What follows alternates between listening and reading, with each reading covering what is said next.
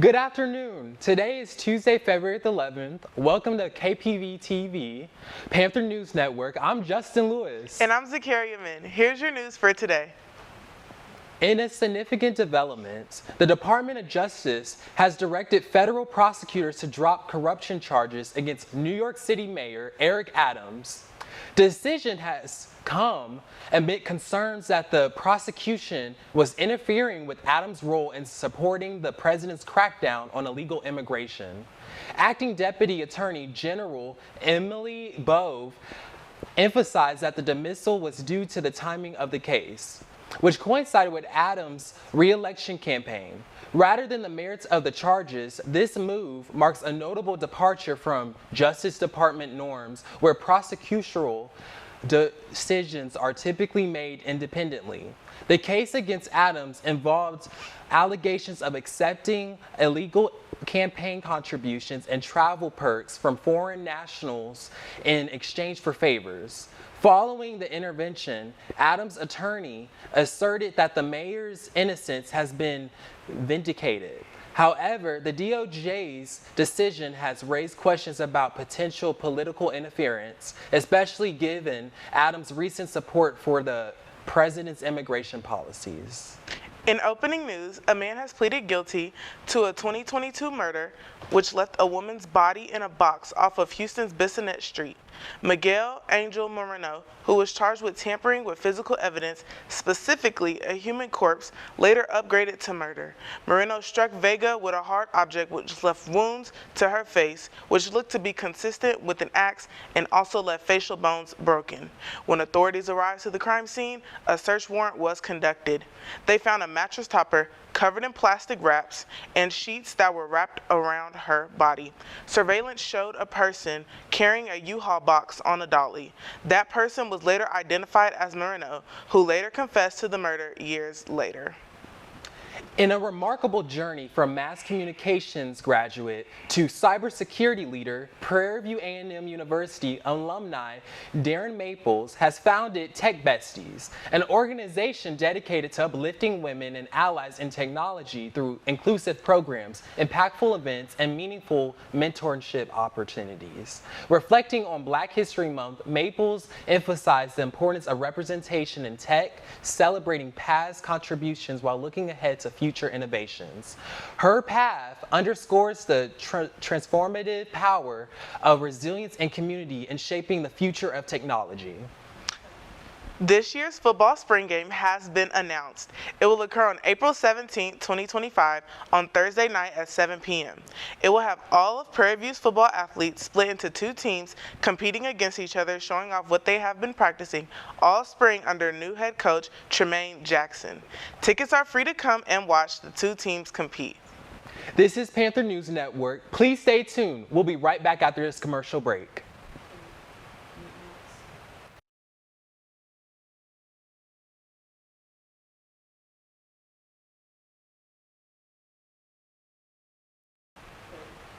Thank you for staying with us. Here's your remaining news for the day. In a significant move to enhance educational opportunities, West Virginia State University has unveiled the Yellow Jacket Pledge, a comprehensive initiative designed to improve access, affordability, and career readiness for students.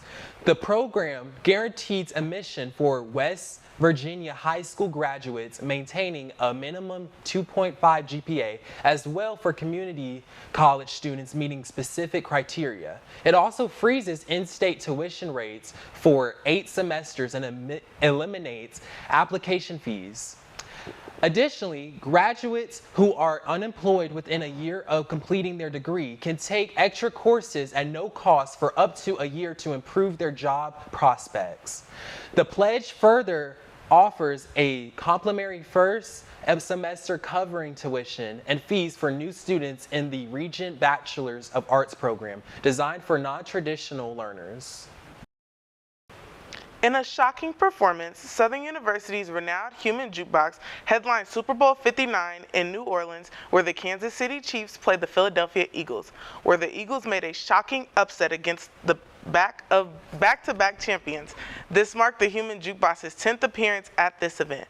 This dynamic band features over 300 talented musicians and the fabulous Dancing Dolls, where they amplify their unique energy and culture significance on the largest state of the year.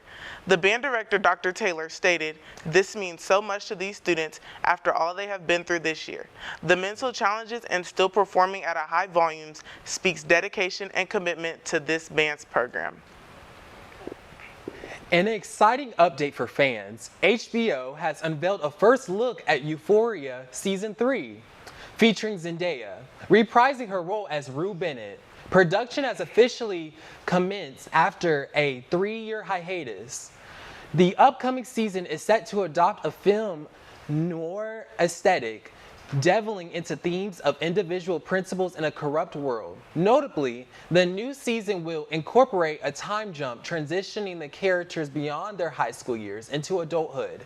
However, some familiar faces will be absent. Stormy Reed, who portrayed Rue's sister Gia, and Barbie Fiera, who played Kat Hernandez, have confirmed that they will not return. Additionally, the series will address the absence of Angus Cloud, who portrayed Fresco and tragically passed away in 2023. Despite these changes, the core cast remains intact, and the narrative promises to explore the characters' evolution in a broader world. In streaming news, this year marked the first Celebrity All-Star Flag football game, where Kai Cenat and Speed, two very popular streamers and influencers, chose teams to play against each other for a charity of their choice. Speed was accompanied by future Hall of Fame quarterback Cam Newton, rappers Quavo, Lotto, and Sexy Red. Kai Cenat had a pretty well-rounded team with Michael Vick as quarterback, Duke Dennis, Destroying, and Tiana Taylor.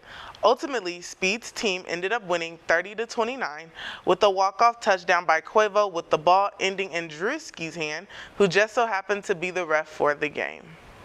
That is your news for today. Keep watching to see more of the Panther News Network team with their daily segments. Take it away.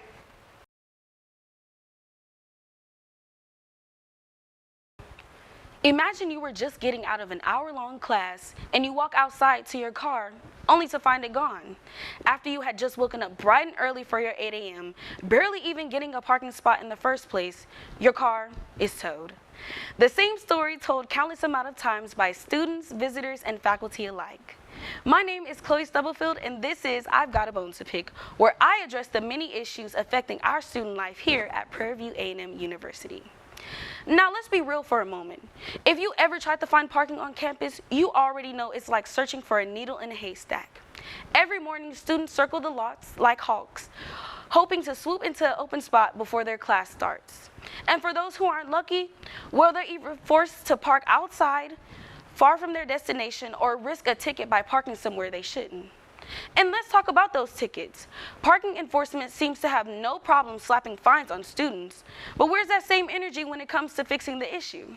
Students are paying for parking passes, some as high as $200 per year, yet there seems to never be enough parking spaces available. It begs the question, where's that money going? Even worse, faculty members aren't immune to the struggle. Many professors have to leave their offices early just to find a decent spot before their next class. And what about visitors? Parents coming for a tour, alumni visiting the campus, many find themselves completely lost when it comes to where they're supposed to park. The situation is only getting worse as enrollment numbers arise. More students means more cars, and unless administration takes action, the issue isn't going away anytime soon. So, what's the solution? Some universities have implemented parking garages to maximize space. Others have created designated student, faculty, and visitor lots with clear signage and better enforcement. Why can't Prairie View do the same? At the end of the day, the parking problem is a campus-wide crisis. It's a problem that affects students' education, faculty's ability to do their jobs, and visitors' experience at Prairie View A&M University. The administration needs to hear our voices loud and clear. We need real solutions, not just parking tickets. If you're tired of the daily parking struggle, speak up. Share your experiences on social media, email the administration, and attend SGA meetings to demand action. Change won't happen unless we make ourselves heard. Let's work together to fix this issue. For now, my name is Chloe Stubblefield, and you're watching I've Got a Bone to Pick, where your problems are ours too.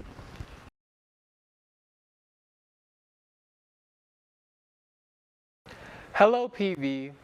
It's your host, Justin Lewis. Welcome to Org Spotlight, where we spotlight all the organizations here on campus. There's a variety of organizations, and we like to showcase them all.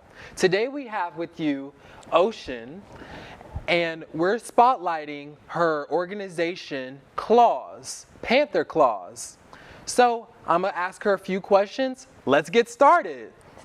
My first question is, what inspired you to found the organization Claws here on campus? Thanks for asking, and thank you for having me. To be honest, what inspired me was my first few years on campus. I wasn't very active around campus. I didn't know a lot of people, but I want to get more involved. I want to get more out there, not just on campus, but around the community as well.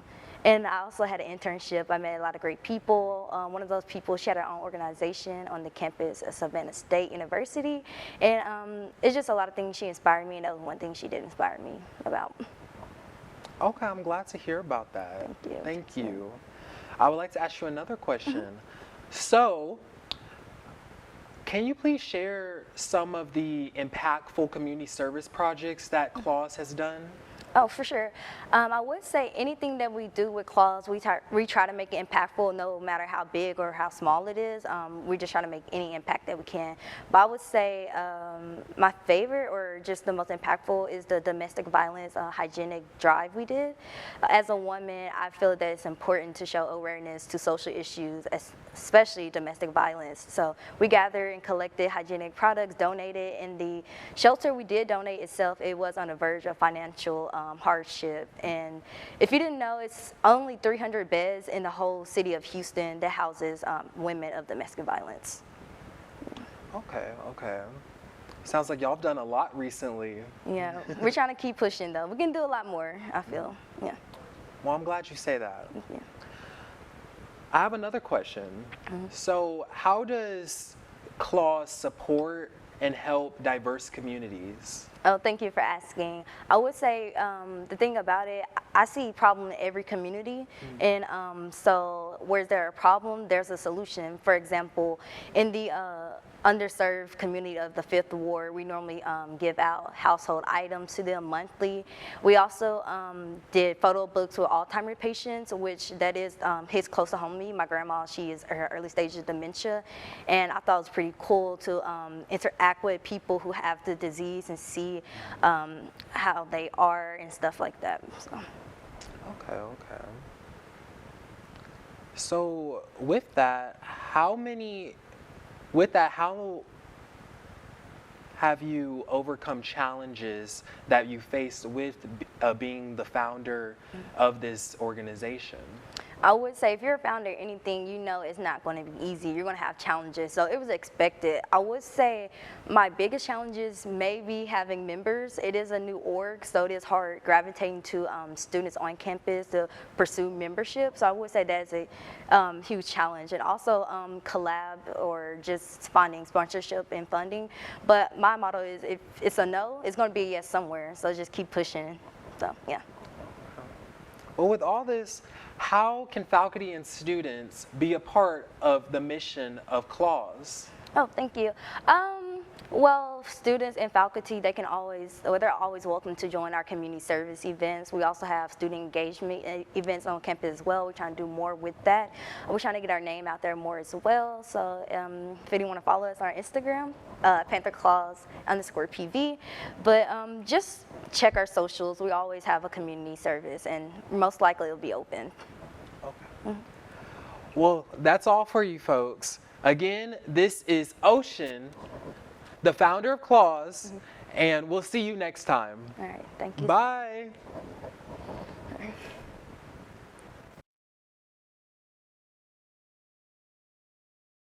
Hey everyone, this is For the Culture. I'm Joshua Fontenot. Let's dive right in. The first thing people want to know when they wake up is the time. They want to know if they have time to snooze or if they have the time to get up.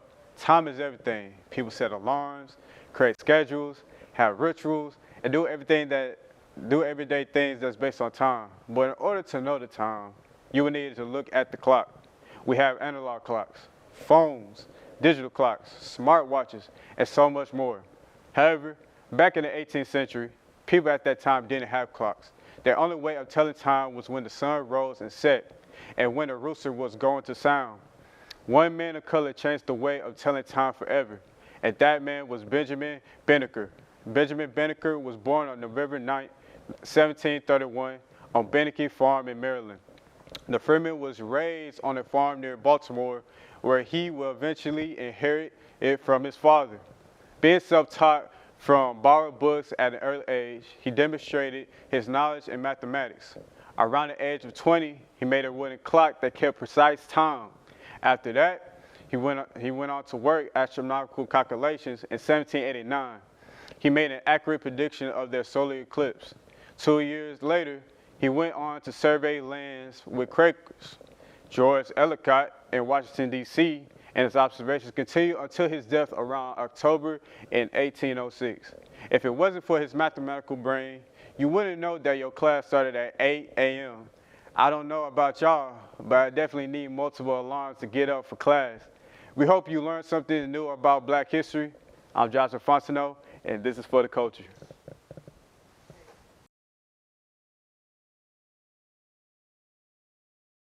This concludes our show this afternoon. Be sure to follow us on YouTube, Twitter, and Instagram at KPVU-TV. This is the Panther News Network, and I'm Justin Lewis. And I'm Zacaria Mehn. Have a great day and see you next time.